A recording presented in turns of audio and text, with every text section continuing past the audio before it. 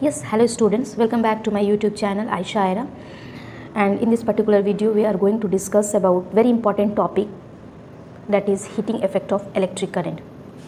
And at the end of this particular video we are able to define this heating effect of electric current, and also we will see the different factor on which this heat production is depend on, and its derivation, Joule's law, that all we see.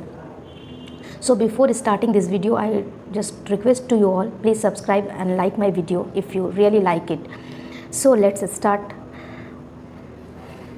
First of all, we will see what is actually heating effect of electric current. Definition. तो इसको समझने से पहले मैं आप लोगों को एक डेली लाइफ के एग्जांपल्स बताती हूँ. जैसे कि विंटर सीजन्स में हम लोगों को ठंड लगती है तो हम लोग क्या करते हैं, अपने पाम्स को क्या करते हैं, आपस में रब करते हैं. तो रब करते हैं, वहाँ पे कोलिजन्स होते हैं जो भी हमारे पाम्स में एटम्स मॉलिक्यूल्स प्रेजेंट है, and because of that particles molecules और the atoms we feel heat. हम लोगों को हीट वहाँ पे फील्स होता है. क्यों हो रहा है? क्योंकि कोलिजन हो रहा है. रबिंग कर रहे तो कोलिजन हो रहा है पार्टिकल्स के, मॉलिक्यूल्स या एटम जो भी चीज़ प्रेजेंट है हमारे दोनों पाम्स में. या फिर अगर हम क्लैपिंग करते हैं, दो हैंड से अपने दोनों पाम से क्लैपिंग करते हैं, तब भी वहाँ पे हीट का प्रोडक्शन होता है. तो ये एक जनरल कंडीशन है कि when there is collision in between two particles then heat is produce. The same thing will have in this heating effect of electric current also, that whenever the electric current is passes through a conductor, ये एक suppose करो conductor है, और जब भी electric current pass होगा तो वहाँ पे हीट का प्रोडक्शन होता है. This is only the definition of heating effect of electric current. तो यहाँ पे करंट का प्रोडक्शन क्यों हो रहा है? क्योंकि इस कंडक्टर में इलेक्ट्रॉन्स, ठीक है, इलेक्ट्रॉन्स आपस में कोलाइड हो रहे हैं, हिंड्रेंस बन रहे हैं और रेजिस्टेंस का प्रोडक्शन कर रहे हैं. रेजिस्टेंस क्या है? एक तरह का बाधा है, जो कि हम लोग लास्ट वीडियो में देख चुके थे.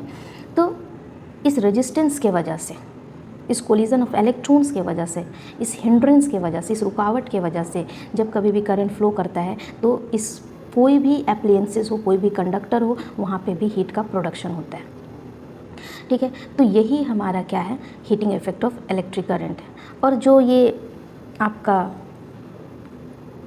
ये heating effect, heat energy produce हो रहा है, मतलब एनर्जी, तो वही हमारा ये टॉपिक बनकर आता है, heating effect of electric current. And the total work done for overcoming this hindrance to electric currents produce it. मतलब कि यहाँ पे एक काम हो रहा है ना कि हम करंट प्रोड्यूस किए, अंदर में जो इलेक्ट्रॉन्स था उसके वजह से वहाँ पे हिंड्रेंस बना, और उस हिंड्रेंस को ओवरकम करने के लिए, क्योंकि करंट को तो पास करना है, कंडक्टर में रेजिस्टेंस ऑलरेडी प्रेजेंट है, तो उसमें क्या हो रहा है कि जैसे ही करंट पास कर रहा है, हिंड्रेंस आ रहा है, तो अब हिंड्रेंस को ओवरकम करना है, उस बाधा को हटाकर हमको अपना काम करवाना है, वर्क डन करवाना है.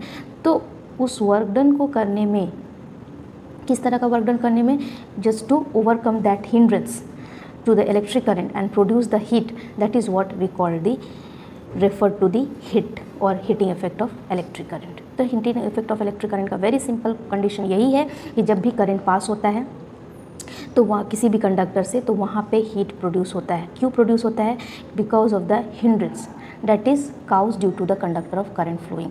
वो हिंड्रेंस वहाँ पे क्यों हो रहा है? क्योंकि करंट फ्लो कर रहा है. करंट क्यों फ्लो कर रहा है? क्योंकि इलेक्ट्रॉन्स हमारे एप्लायंसेस में, हमारे कंडक्टर में प्रेजेंट होते हैं, जिसमें आपस में कोलिजन होता है, और because of that collision, because of that hindrance, because of that resistance, heat is produced. That is what the actual definition of the heating effect of electric current. अब हम लोग बात कर लें कि heating effect of electric current means heat energy जो है, ये पूरा जो वर्क हो रहा है किस चीज़ को करने के लिए, हीट को प्रोड्यूस करने के लिए, मीन्स हीट एनर्जी को लाने के लिए, वो किस किस चीज़ पर डिपेंड करता है. आखिर कितना, अगर हमको ज़्यादा हीट का ज़रूरत हो तो हम क्या करें ऐसा कंडक्टर में हमें ज़्यादा हीट मिले, कम हीट का ज़रूरत है तो हम क्या करें ऐसा कंडक्टर में जिससे वजह से हमें कम हीट मिले. तो उसके लिए हम देख लें यहाँ पे कुछ केस. तो क्या है वो केस? पहला कि हीट जो है यहाँ पे रेजिस्टेंस पर डिपेंड किया. कैसे रेजिस्टेंस पे डिपेंड किया? इस तरह से डिपेंड किया कि हम देखें कि जितना ज़्यादा इस कंडक्टर में हिंड्रेंस होगा, जितना ज़्यादा इसमें बाधा आएगा, उतना ज़्यादा हमें वर्क करना पड़ेगा. किस चीज़ के लिए वर्क करना पड़ेगा? उस हिंड्रेंस को हटाने के लिए. और जितना ज़्यादा वहाँ पे वर्क होगा, मीन्स हिंड्रेंस को हटाना होगा, उतना ज़्यादा कोलिजन होगा, और जितना ज़्यादा कोलिजन होगा उतना ज़्यादा हमारा हीट का प्रोडक्शन होगा. ठीक है। तो हम क्या देखें, first that heat is directly proportional to the resistance, means resistance जितना ज़्यादा, मीन्स कंडक्टर अगर हमको ज़्यादा हीट चाहिए तो हमें एक ऐसा अप्लायंसेस बनाना होगा, एक ऐसा कंडक्टर बनाना होगा जिसका रेजिस्टेंस बहुत ज़्यादा हाई हो, इन्फानाइटली हाई नहीं हो। इन्फानाइटली अगर हाई हो, इन्फानाइट हो गया रेजिस्टेंस, तो वो कंडक्टर नहीं रहकर वो इंसुलेटर बन जाता है, मतलब अनंत। अब उसमें करंट फ्लो करने की कोई बात ही नहीं बनती, तो वो इंसुलेटर बन गया। मगर हद से ज़्यादा अगर हम रेजिस्टेंस, बहुत ज़्यादा रेजिस्टेंस वाले कंडक्टर को लेते हैं तो वहाँ पे हीट भी ज़्यादा बनेगा। क्यों? क्योंकि हम बता चुके कि हिंड्रेंस बन रहा है। रेजिस्टेंस का काम क्या है? हिंड्रेंस करना है, स्टॉप करना करंट के फ्लो को। तो करंट क्या करता है? उसको स्टॉप करने के लिए अपना काम करता है। तो किस चीज़ के लिए काम कर रहा है? उस हिंड्रेंस को हटाने के लिए वो क्या करेगा? ऑब्वियसली एक दूसरे से कोलाइड करेगा, कोलिजन होगा तो वर्क डन होगा तो हीट का प्रोडक्शन होगा। तो that means that first condition we say that heat is directly proportional to the resistance. More the resistance of the more resistor conductor, the more heat is produced. The second thing, heat is directly proportional to the time. अब suppose करो कि हम charger अपने mobile को charge पे लगाएं, ठीक है, तो पहले 10 मिनट 15 मिनट में अगर जाकर टच करें तो वो गर्म तो होगा, हीट उसमें ज़रूर आया होगा, मगर हो सके कि हमें उतना, हमारा स्किन जो है उतना सेंसिटिव सेंस नहीं कर पाया, उस हीट को महसूस नहीं कर पाया, उस हीट को फील नहीं कर पाया। मगर उसी को 1 घंटा छोड़ दो, 2 घंटा छोड़ दो, 4 घंटा छोड़ दो, तो आप उसमें क्या देखोगे कि हमारा मोबाइल प्लस में जो चार्जर जिसको हमने प्लग किया है बोर्ड से, वो दोनों गर्म हो जाता है। That means the more time you will take to charge your phone, the more heat is produced. That means second case we can say that heat is directly proportional to the time. Means the more time the will take, the more heat is produced. Appliances को जितना ज़्यादा हम time देंगे, ठीक है, उतना ज़्यादा वहाँ पे हीट का प्रोडक्शन होगा। And the third that heat is directly proportional to the current also. Current पे भी डिपेंड करता है। करंट पे कैसे डिपेंड करता है? अब करंट को बनाने के लिए जाहिर सी बात है कि कंडक्टर में हमको इलेक्ट्रॉन के फ्लो को ज़्यादा करना होगा। जाहिर सी बात है कि अगर मान लो कि हमको इसमें करंट ज़्यादा करना है, कोई भी एक कंडक्टर है, यही कंडक्टर है, तो इस कंडक्टर में अगर हम करंट के फ्लो को ज़्यादा करना चाह रहे हैं, तो जैसे ही हम करंट के फ्लो को ज़्यादा करना चाहेंगे, ठीक है, जैसे ही हम इस कंडक्टर में इस करंट के फ्लो को ज़्यादा करना चाहेंगे, तो जाहिर सी बात है कि हमें इसमें इलेक्ट्रॉन के मूवमेंट को भी क्या करना पड़ेगा? ज़्यादा करना पड़ेगा, मीन्स नंबर ऑफ़ इलेक्ट्रॉन बढ़ाना पड़ेगा, ठीक है। करंट को ज़्यादा करने के लिए हमें नंबर ऑफ़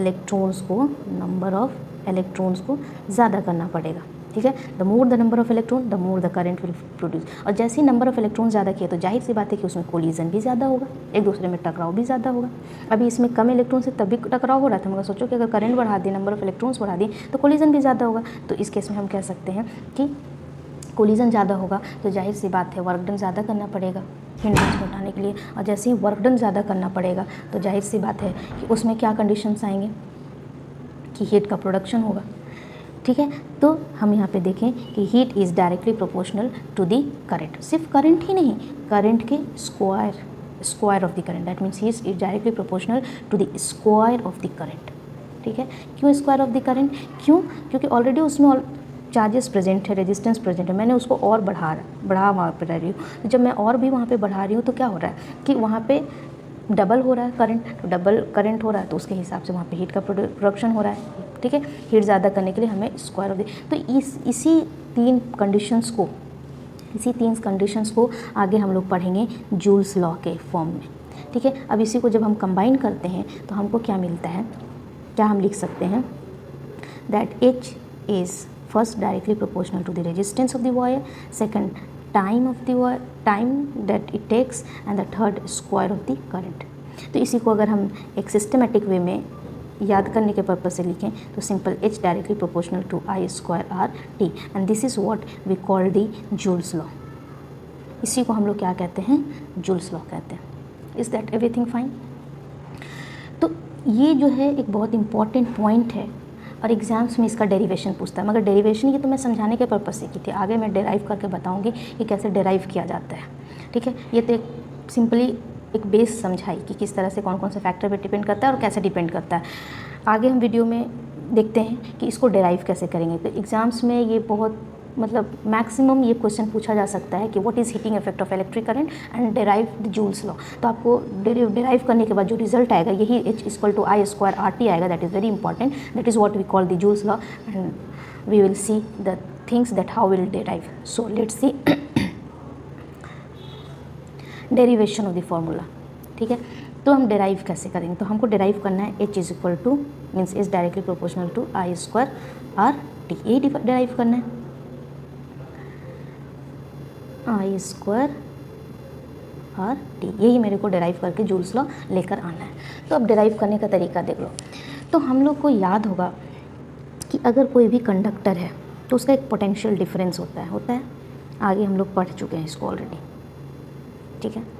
ये पॉजिटिव टर्मिनल, एक नेगेटिव, एक हायर लेवल पोटेंशियल होता है, एक लोअर का होता है, और चार्जेस का फ्लो होता है higher potential to lower potential. ये हम लोग पोटेंशियल डिफरेंस के पार्ट में देख चुके थे। तो the total amount of work done in moving a charges, अब चार्जेस मतलब फ्लो करेंगे, ऑब्वियसली कंडक्टर है तो higher potential to lower potential charges यहाँ पे क्या कर रहे हैं, फ्लो कर रहे हैं, that means positive to negative. ये सारा कुछ डिस्कस कर चुके हैं हम पहले ही आपके वीडियोस में। तो यहाँ पे पोटेंशियल डिफरेंस में जो भी इलेक्ट्रॉन्स का मूवमेंट हो रहा है, तो हम लोग पढ़े थे पोटेंशियल डिफरेंस के फॉर्मूला में, that is V is equal to W/Q, ठीक है। अगर चार्जेस फ्लो कर रहे हैं तो पोटेंशियल डिफरेंस W/Q के बराबर होता है। तो यहीं से हमको मिलता है W is equal to VQ या QV, ठीक है, यही इक्वेशन हमको मिलता है। तो यहाँ पे अगर पूछा जाए कि under this potential difference if the charges is flowing through this conductor Q, then the total amount of work done is, then that total amount of work done for moving that electron from this point to this point, then we'll say that is VQ, अगर इसका potential difference यहाँ पे V दिया हुआ है। तो W is equal to VQ मिल गया, ये हमारा पहला इक्वेशन हो गया। अब हम लोग जानते हैं दूसरा पॉइंट कि जो हमारा करंट के केस में करंट जो होता है वो उसका क्या फार्मूला होता है, charge per unit time, charge per unit time होता है, ठीक है।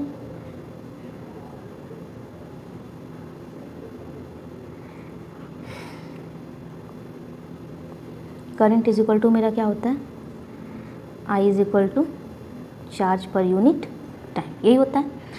अब यहाँ पे चार्ज पर यूनिट टाइम जो होता है उसको हम Q की बात करें तो Q इज इक्वल टू क्या हो जाएगा मेरा, IT हो जाएगा। क्या हम लिख सकते हैं इस तरह से, Q is equal to IT, cross multiply कर दी, ठीक है। अब ये इसको मान लेते हैं equation number 2। And by the Ohm's law, by Ohm's law हम लोग क्या पढ़े थे, V is equal to IR, ये इक्वेशन नंबर 3 है। अब हमें कुछ भी नहीं करना है यहाँ पे, simple this particular value of equation 2 and equation 3 we simply put in equation number 1। इसको क्या करेंगे, 2 और 3 के वैल्यू को हम इक्वेशन नंबर 1 में पुट कर देंगे। जैसे ही हम 1 में पुट करेंगे तो हमें क्या मिल जाएगा, यहाँ पे W, V की जगह पे क्या मिल जाएगा, V की जगह पे अगर हम बात करें तो V की जगह पे हमें मिल जाएगा IR, ठीक है।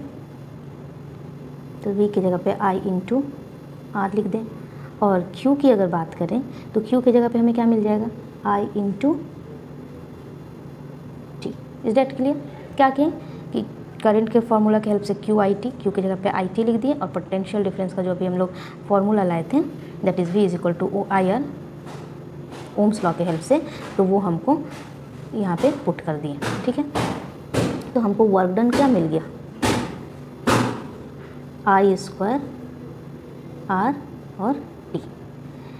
अब जो है यही वर्क डन हमको मिलता है यहाँ पे, और हम जानते हैं कि हम जो भी काम करें, whatever the work we do that is ultimately converted into the energy.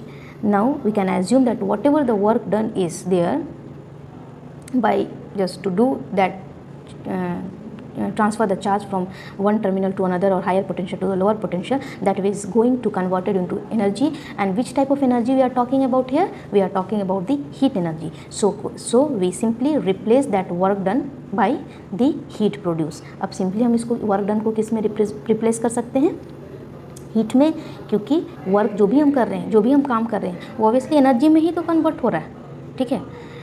तो यहाँ पे हो गया H is equal to I square RT, यही हमारा जूल्स लॉ का डेरिवेशन है। अगर हमको बिल्कुल सिंबल पूरे स्टेटमेंट के साथ लिखना है तो इसमें ये आपको पूरा सारा इसमें सिंबल और स्टेटमेंट के साथ मिल जाएगा, that how we can calculate. Simply I just make you understand that how it is going to be there.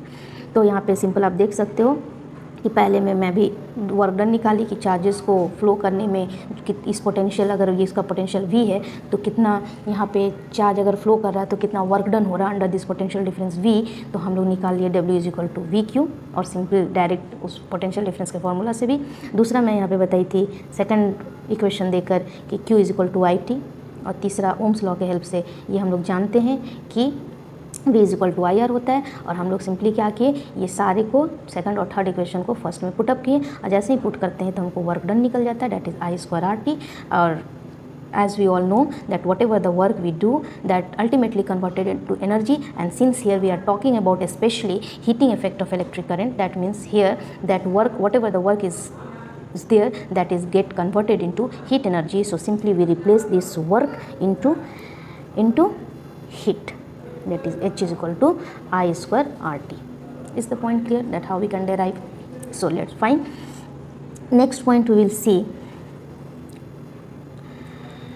the another way to derive the formula. कैसे होगा? पावर अभी हम लोग जस्ट इससे पहले वाले वीडियो में देखे थे कि पावर का क्या फॉर्मूला डिफिनेशन है, that is power = work done by time. यही चीज़ हम लोग देखे थे डेफिनेशन के according, work done by time is called the power. तो अभी हम लोग पढ़ें कि जो भी वर्क होता है वो टाइम एनर्जी में आपका कन्वर्ट हो जाता है, तो यहाँ पे पावर को हम लिख सकते हैं एनर्जी बाई टाइम भी। तो एनर्जी का अगर फॉर्मूला देखा जाए तो एनर्जी = हो जाएगा पावर इंटू टाइम। ठीक है, फाइन। जब पावर इंटू टाइम हो गया तो हम लोग जानते हैं कि यहाँ पे जो एनर्जी है, किस तरह की एनर्जी की बात हो रही है, हीट एनर्जी की बात हो रही है, इलेक्ट्रिक पावर की बात हो रही है और सिंपल टाइम की बात हो रही है।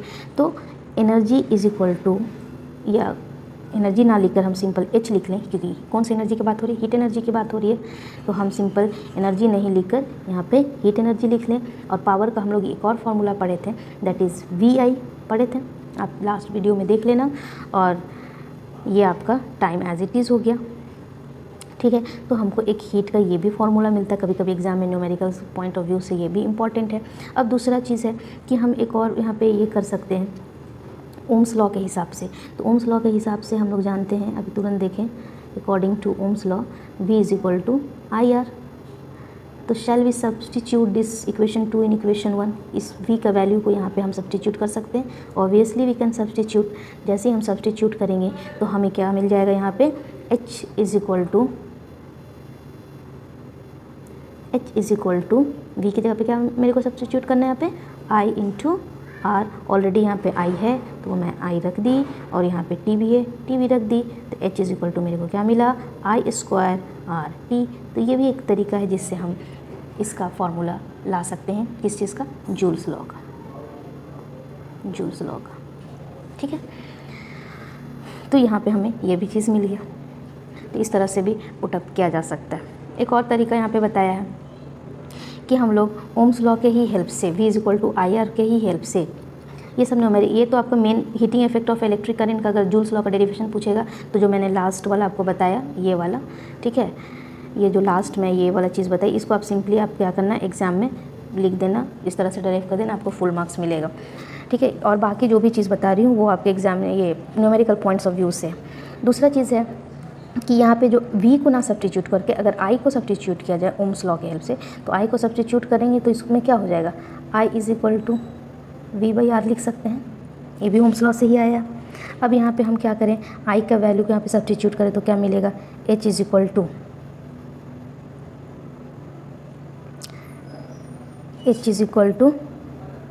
V as it is, I की जगह पे क्या लिख सकते हैं, V/R × T। तो हमें यहाँ पे क्या मिला, H = V²/RT। ये भी एक फार्मूला मिला। तो हीट का एक ये भी फार्मूला हो गया। ठीक है, और हीट का ये तो आप देखिए ही, जूल्स लॉ जिसको कह रहे हैं। तो इस तरह से हम अलग अलग फॉर्मुलेट करके अपने न्यूमेरिकल्स के यूज़ में ला सकते हैं। Is everything clear? Is it fine everything? Okay fine. So see the next thing, application. जाहिर सी बात है, जो भी चीज़ हम पढ़ाई करें वो अपने यूजेस में लाने के लिए, अपने एप्लीकेशंस में लाने के लिए। तो इसका एप्लीकेशन कहाँ कहाँ होगा, तो आपका इलेक्ट्रिक आयरन में होता है, इलेक्ट्रिक बल्ब में होता है, इलेक्ट्रिक हीटर में होता है, फ्यूज़ के वर्किंग में भी यूज़ होता है, इसके अलावा गीज़र में भी यूज़ हो सकता है। इन सारी चीज़ों में हम इसको heating effect of electric current को अपने इसमें अप्लाई कर सकते हैं। कुछ को डिटेल्स में देख लें। पहला मेरा इलेक्ट्रिक बल्ब, ठीक है। इलेक्ट्रिक बल्ब के केस में क्या बताता है इसमें कि इलेक्ट्रिक बल्ब का जो फिलामेंट, ठीक है, वो फिलामेंट जो है बल्ब का, जो कि आपका बना होता है टंगस्टन से, ठीक है, टंगस्टन।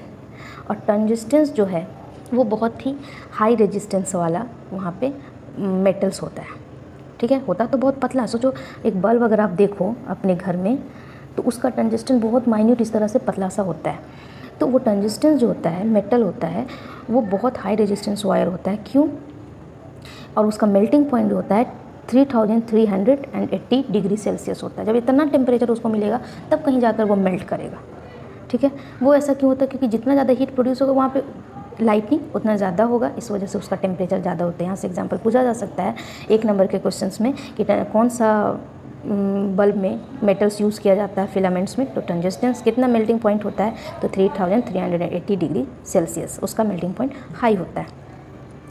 उसी तरह से अगर हम दूसरा बात करें, दूसरे एग्जांपल्स के बारे में देखें तो इलेक्ट्रिक फ्यूज़ है। इलेक्ट्रिक फ्यूज़ का भी जो होता है यहाँ पे इलेक्ट्रिक एप्लायंसेस, फ्यूज़ का वर्क क्या होता है? इलेक्ट्रिक एप्लायंसेस को बचाना।